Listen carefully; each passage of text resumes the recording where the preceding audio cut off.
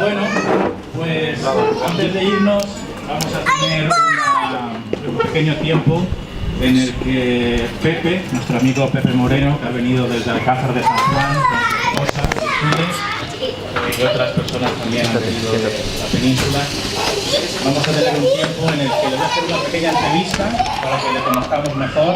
Él es un pastor en una iglesia, como digo, de Castilla-La Mancha, de Alcázar, y también él va a compartir después algunas palabras sobre la Biblia, un pequeño mensaje acerca de la palabra de Dios. Pero antes quería hacerle algunas preguntitas, Pepe. Por ejemplo, cuéntanos un poquito acerca de tu familia, de tu esposa, un poquito de tu familia, sí. Bueno, en primer lugar, agradecer la invitación para estar con todos vosotros. Es un placer poder compartir también este tiempo aquí en Palma. No es la primera vez que vengo y siempre es un gusto, ¿no?, el poder estar aquí en la isla. Bien, pues estoy casado con Virtudes. Nos conocimos hace ya bastantes años en un campamento cristiano y bueno, fuimos juntos a estudiar. Estuvimos estudiando en Inglaterra para el ministerio. Y ahora tenemos también dos hijas que están trabajando y viven en Madrid. Damos gracias a Dios por este tiempo. He estado de pastor en Alcázar durante 32 años ya. Entonces, Pepe, tú eres pastor. Quería preguntar cómo llegaste a ser pastor. ¿Qué ocurrió en tu vida? ¿Qué pasó por tu cabeza para ser pastor? ¿A qué edad sentiste que debías dedicarte a eso? Bien, en mi caso, cada persona que está en el ministerio podría dar su propio testimonio, en el sentido de que cada testimonio es distinto, ¿no? Pero en mi caso, yo creo que fue algo simultáneo. Desde un momento en que conocí el Evangelio, lo conocí con 14 años, como resultado de leer el Evangelio de Juan. Entonces, una revolución tan grande, conocer a la persona de Jesucristo, de la que solamente sabía de oídas, por lo que se podía escuchar en alguna misa, etcétera, pero cuando lo pude ver en la Escritura, en ese mismo momento sentí que debía compartir un mensaje tan extraordinario, tan maravilloso, tan transformador con todas las personas, ¿no? Entonces creo que desde entonces, claro, fue un tiempo de madurez, era un crío muy joven, pero creo que mi llamamiento coincidió también en ese tiempo, ¿no? También quería preguntarte un poquito acerca de lo que es una iglesia evangélica, porque bueno, vivimos en España, es un país en el que seguramente la tradición o la religión mayoritaria es el catolicismo. Entonces, bueno, una iglesia evangélica hace un énfasis en el evangelio, ¿no? ¿Podrías explicarnos de la manera más sencilla qué es el evangelio? Bien, pues básicamente lo que es una iglesia evangélica es una iglesia que tiene lo que es el Evangelio, lo que es la Biblia, lo que es la palabra de Dios como su máxima autoridad. Esto es lo más sencillo, es decir, en una iglesia evangélica lo fundamental es lo que enseña la palabra de Dios. Y lo que le enseña la palabra de Dios esencialmente es el Evangelio, que significa, es una palabra que significa buenas noticias, es un mensaje de buenas noticias, que Jesucristo, siendo el Hijo de Dios, siendo Dios mismo, estuvo dispuesto a dejar la gloria del cielo para ser nuestro Salvador, muriendo en una cruz a favor de pecadores como nosotros. Eso son buenas noticias, porque todos somos pecadores y todos necesitamos a un Salvador. Entonces, la iglesia evangélica tendría esas dos características, la suprema autoridad de la palabra de Dios, de la Biblia, y Jesucristo como el único mediador entre Dios y nosotros. Otra pregunta que me parece interesante y que a lo mejor la gente se hace es ¿en qué es diferente, por así decirlo, la religión cristiana evangélica a todas las demás? Porque mucha gente opina, bueno, al fin y al cabo todas las religiones son iguales, dicen, ¿no? O decimos, todas las religiones son iguales. En esencia, ¿hay algo en el mensaje del Evangelio que se encuentra en la Biblia que sea radicalmente diferente a lo que pueda ofrecer, por ejemplo, el catolicismo romano o la religión musulmana o el budismo? Porque pienso que todas intentan quizá pues hablarte de un futuro, de una eternidad. En esencia, ¿cuál es la diferencia? ¿Por qué hacerse evangélico? Muy bien, es una pregunta crucial y contestando de una manera muy sencilla, lo que tenemos que darnos cuenta es que todas las religiones enseñan cosas buenas, es decir, no hay ninguna religión que no va a enseñar algo bueno. Tú puedes ver lo que enseñan los musulmanes o lo que incluso la forma en que se comportan algunos de ellos, los budistas, católicos romanos. Entonces, la gran diferencia es que el cristianismo evangélico tiene que ver con las buenas noticias cuando no hacemos lo que sabemos que tenemos que hacer. Es decir, no es una cuestión de decirnos lo que está bien, pero ¿qué pasa cuando yo no hago lo que sé que tengo que hacer y que está bien? La respuesta que da la Escritura es que tenemos a un Salvador, que es Jesucristo, que precisamente es el gran mensaje de la fe cristiana evangélica, que solo Jesucristo nos puede llevar a Dios. No hay otro mediador, una mediadora que pueda hacerlo, porque todos los demás personajes de la Biblia, todos cometieron pecados y por tanto ninguno puede salvarnos. Pero Jesucristo, siendo inocente, siendo el Hijo de Dios, puede salvarnos porque fue el único que pudo, por tanto, llevar el peso de nuestro pecado en la cruz. Entonces, lo que distingue la fe evangélica es el acento en qué pasa cuando tú no haces aquello que sabes que tienes que hacer y que estaría bien que lo hicieras. ¿Qué pasa entonces? Eres culpable. Pero entonces tenemos a un Salvador, esas son las buenas noticias, que es Jesucristo. Y ya por último, queríamos aprovechar la oportunidad porque sé que eres bastante conocedor de la historia de la Iglesia protestante aquí en España. Entonces, bueno, muchos de nosotros no sabemos demasiado acerca de los orígenes. Por ejemplo, cómo nació la Iglesia protestante o evangélica en España, qué sucedió, en qué siglo. Sí, cómo nacieron las iglesias protestantes aquí en España, básicamente. Cuéntanos un poquito acerca de eso, que me imagino que tiene que ver con la Reforma. ¿Qué es la Reforma? Bien, otra pregunta que podríamos pasar mucho tiempo contestándola, pero de una manera muy sencilla, comentar que hubo un movimiento de reforma de la Iglesia en el siglo XVI. Esto todo lo podemos entender. La Iglesia la formó Jesucristo.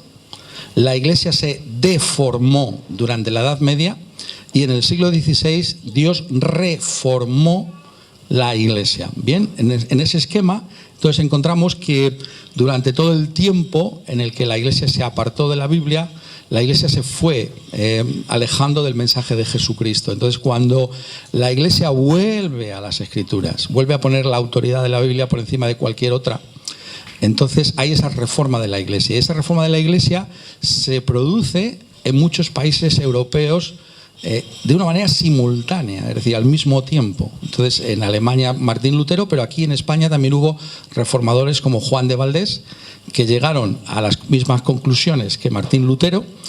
¿Por qué? Nos preguntamos. Bueno, porque iban al mismo texto, a la Biblia. Entonces, la gran doctrina que enseña la Biblia, que enseña la Reforma, es la justificación por la fe sola. Es decir, somos declarados justos no por lo que yo hago, no porque yo soy bueno, sino porque Cristo murió en una cruz a favor de un pecador como yo. Entonces, esto se descubre aquí en España y la Inquisición se opone a ese movimiento de reforma de una manera brutal, pero queda un legado de esa reforma que es fundamentalmente la versión de la Biblia que llamamos la Reina Valera, ¿no? Que es una Biblia que fue traducida, es la Biblia del Siglo de Oro español. También tenemos una Biblia en nuestro idioma del Siglo de Oro español con el mejor de los castellanos y es un legado de lo que fue nuestra reforma y después pues todo lo que sería el desarrollo de la Iglesia hasta nuestros días, cuando conforme ha habido mayores cotas de libertad, como ahora estamos disfrutando como nunca en la historia de España de la libertad que tenemos para anunciar este evangelio, pues encontramos, ¿no?, que cada vez pues hay un mayor crecimiento de las iglesias evangélicas porque la gente tiene ahora la posibilidad de mirar la Biblia y de comparar por sí misma si lo que le están diciendo es verdad o no. Gracias, Pepe. Pues nada, te dejo para que puedas compartir acerca de la Biblia. ¿Te puedes acercar el micrófono así, que se escucha mejor? Muy bien. Bueno, pues entonces me gustaría ahora poder traer unas palabras más de lo que ya he dicho, he comentado. Bueno, lo primero deciros que no es que venimos de ver la película de Barbie, ¿vale? No hemos estado viendo la película de Barbie, eso no quiere decir que no queramos ir a verla, ¿no? Pero simplemente en el hotel donde estamos nos han puesto esta pulsera, ¿no? Para que podamos ser identificados. Bien. Bueno, yo creo que lo estamos pasando muy bien, ¿no es verdad? Hemos disfrutado de un lugar como este, de realmente un banquete que nos han dado aquí, y muy bien todo lo que hemos podido pasar. Y al mismo tiempo, algunos de nosotros pues hemos estado con amigos, con personas que no veíamos durante mucho tiempo, y nos ha encantado, ¿no?, poder renovar esa amistad con tantos de vosotros que hacía tiempo que nos veíamos. Incluso seguro que algunos de nosotros tenemos aquí familiares, ¿no? Que bueno es poder tener contacto con ellos también. Incluso podemos haber hecho nuevas amistades en este tiempo. Entonces, la idea que realmente tenemos aquí, lo que estamos haciendo ahora con este banquete, pues es una idea de lo que sería la felicidad, ¿no? ¿Qué es la felicidad? Pues para muchos de nosotros sería algo así como lo que hemos hecho en estos momentos, ¿no? Este tiempo de estar juntos, de compañerismo con estos buenos alimentos. Cuando pensamos en Dios, muchas veces pensamos que las cosas de Dios son todo lo contrario. Es decir, son cosas pesadas y posiblemente sean muy aburridas, ¿no? ¿Esa es la idea que tú tienes de las cosas de Dios? Pues bien, ¿sabes una cosa? Jesucristo sabía que muchas veces, si somos honestos con nosotros mismos, es así como pensamos acerca de Dios, que esto es una cosa aburrida, esto es un rollo, ¿no? Las cosas de Dios. ¿Estás pensando tú eso? Como Jesucristo sabía esto, cuando nos habló del reino de los cielos, cuando nos habla del futuro, ¿qué ilustración, qué imagen nos dio de la felicidad de estar algún día por toda la eternidad con Dios? Pues fue precisamente lo que estamos haciendo ahora. Fue un banquete. Hasta 2 veces en los evangelios nuestro Señor Jesucristo dijo que el reino de los cielos es como un banquete, algo como lo que estamos ahora celebrando. Y entonces nuestra idea cambia repentinamente. ¿Por qué? Porque Jesucristo conoce la realidad de cómo somos. En realidad, como dice un autor británico que a mí me gusta mucho, que es C.S. Lewis, el autor de las Crónicas de Narnia, tenemos que darnos cuenta que Dios es el gran hedonista. Es decir, es el autor de todo verdadero y genuino placer. Entonces, como dice en uno de sus libros, ¿no?, Satanás quiere crear esa idea en nosotros, ¿no?, de que Dios está en contra de los placeres, que Dios es un aguafiestas, pero no.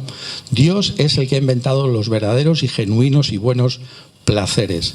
Y una cosa como la que hemos celebrado realmente es un atisbo, es una indicación de las cosas buenas que Dios nos ofrece, justamente lo que decía antes en el Evangelio, en esas buenas nuevas de salvación que hay en la persona del Señor Jesucristo, y que Él quiso comunicarnos lo que significaban por medio de una comida, por medio de un banquete. Y esa idea de Jesucristo, que es realmente extraordinaria y que sorprende y hace pensar a sus contemporáneos, es una idea que se encuentra en toda la Biblia. No es solamente Jesucristo el que la trae, ¿no? Hay un pasaje en el profeta Isaías, que se le conoce como el profeta evangélico, y dice allí en el capítulo 25, capítulo 25, versículo 6, y Dios hará en este monte a todos los pueblos banquete de manjares suculentos, banquete de vinos refinados, de gruesos tuétanos y de vinos purificados. Y destruirá en este monte la cubierta con que están cubiertos todos los pueblos y el velo que envuelve a todas las naciones. Destruirá a la muerte para siempre y enjugará el Señor toda lágrima de todos los rostros y quitará la afrenta de su pueblo de toda la tierra, porque Dios lo ha dicho. Y se dirá en aquel día: he aquí, este es nuestro Dios, le hemos esperado y nos salvará. Este es el Señor a quien hemos esperado, nos gozaremos y nos alegraremos en su salvación. Y esta idea de Isaías, esta idea que recupera nuestro Señor Jesucristo, es evidentemente la idea que trae toda la Biblia. Y el apóstol amado por el Señor Jesucristo, especialmente, que es el apóstol Juan, cuando habla en el último libro de la Biblia de lo que será el cielo, ¿sabéis lo que nos dice el apóstol Juan? Nos dice que será un banquete de bodas. Eso es el cielo, un banquete de bodas, en el que habrá una boda entre el esposo, nos dice la Biblia que es nuestro Señor Jesucristo, y su esposa. ¿Quién es la esposa de Jesucristo? La esposa de Jesucristo, dice la Biblia, son todos aquellos que han depositado su confianza en Jesucristo como el único Señor y Salvador. Es decir, todos aquellos que hemos creído en Él, esos somos la esposa. Y ese cielo será un banquete que durará para siempre. Cuando estamos disfrutando en una ocasión como esta, ¿no? ¿Qué es lo que pensamos algunos de nosotros, ¿no? Sobre todo aquellos que somos más bien nocturnos, ¿no? Decimos, bueno, pues que siga esto, ¿no? Que no acabe, ¿no? Pues bien, Dios ha prometido que una alegría como esta, perfecta, nos está esperando en el cielo. ¿Pero para quién? Para todos aquellos que podamos decir que seremos esa esposa del Cordero. Y bueno, sabemos lo que es una boda, ¿no? En una boda, ¿quién es aquel que lleva un vestido resplandeciente, extraordinario? Es la esposa. La esposa, en este caso la esposa del Cordero, la esposa de nuestro Señor Jesucristo. De ella se habla en la Biblia, en este libro de Apocalipsis. Y se nos dice que vendrá con un vestido extraordinario. ¿Qué vestido es ese? ¿Qué vestido? Es un vestido que nuevamente Jesucristo nos sorprende con la enseñanza en su propia palabra. Nos dice que es un vestido de bodas que Él mismo habrá regalado a su esposa. Y es una metáfora de esa obra perfecta que Jesucristo hizo por nosotros, con su vida y con su muerte. En otras palabras, lo que Dios nos ofrece es que abandonemos nuestros trapos sucios, nuestras ropas manchadas por el pecado, y que nos revistamos de Jesucristo, que nos podamos vestir con la justicia de Cristo Jesús. Y si eso así lo hacemos, podremos asistir por toda la eternidad a ese banquete que no tendrá fin. Y la pregunta que tú tienes que hacerte en esta ocasión es, ¿estarás tú allí? ¿Estarás tú allí? Por medio de lo que estamos disfrutando en esta ocasión, Dios de alguna manera está llamándote, te está diciendo, tú fíjate lo que podemos disfrutar en esta vida. ¿Qué será poder hacerlo por toda la eternidad con Dios mismo? ¿Qué será poder hacerlo de una manera perfecta? Cuando hayamos abandonado aquello que verdaderamente nos perjudica, que es nuestro propio pecado, y hayamos abrazado a Jesucristo como ese Señor y Salvador. Por tanto, hay una invitación del Evangelio que se extiende a todos y cada uno de nosotros para que podamos asistir a esas bodas del Cordero. ¿Estarás tú asistiendo? Yo espero que por la gracia de Dios, pues todos y cada uno de los que estamos aquí disfrutando en esta noche podamos decir sí, yo voy a estar allí también porque he puesto mi confianza en Jesucristo como el único Señor y Salvador, como aquel que murió en la cruz por mis pecados para poder llevarme algún día para ser su esposa y poder celebrarlo para siempre. Pues que así sea en todos. Amén. Gracias, Pepe. Y bueno, gracias a todos por haber venido, que hayáis disfrutado y hasta el año que viene.